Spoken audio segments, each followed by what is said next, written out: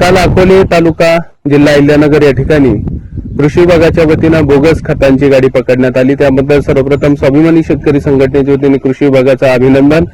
अकोले तालुक्यामध्ये मागील काही काळातही बोगस खते आणि बोगस बियाण्यांचे मोठ्या प्रमाणावर तक्रारी प्राप्त झाल्या होत्या आणि त्यावेळी कृषी विभागाने कारवाई केली होती। परंतु या आताची कारवाई बघता कृषी विभागानं जी कारवाई केली आहे या कारवाईचं बहुतेक असं वाटतंय का कृषी विभागाकडून जी कारवाई केली जाते ती तडीत जाऊन त्या संबंधित अटक करणारे किंवा ज्यांना पकडण्यात आलंय अशांवर कोणती शिक्षा होताना दिसत नाही आणि कदाचित ती शिक्षा होत नाही म्हणून की काय अशा लोकांचं हे फावत आहे। परंतु तालुक्यामध्ये बोगस खते आणि बोगस बियाण्यांमुळे शेतकऱ्यांची फसवणूक होत नाही आणि यासाठी अकोले कृषी विभागही सज्ज आहे आणि अकोले कृषी विभागाच्या कारवाई यामध्ये त्यांचं कौतुकास्पद कामगिरी दिसून येत आहे।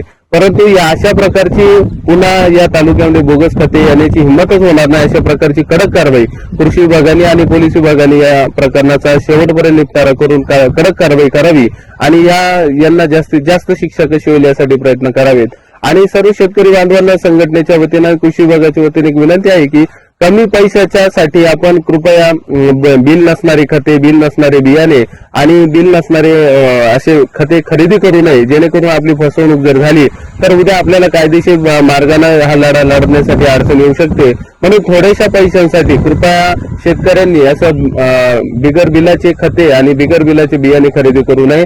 बाकी आपणास कोणती अडचण वाटल्यास किंवा कोणती खते बियाण्याविषयी काही अडचणी असल्यास आपण स्वाभिमानी शेतकरी संघटनेशी अथवा तालुका कृषी अधिकारी यांच्याशी संपर्क साधावा। परंतु थोड्याशा लोभापायी या अशा बोगस खतं विकणाऱ्यांना पाठीशी घालू नये किंवा त्यांच्याशी संपर्क करू नये।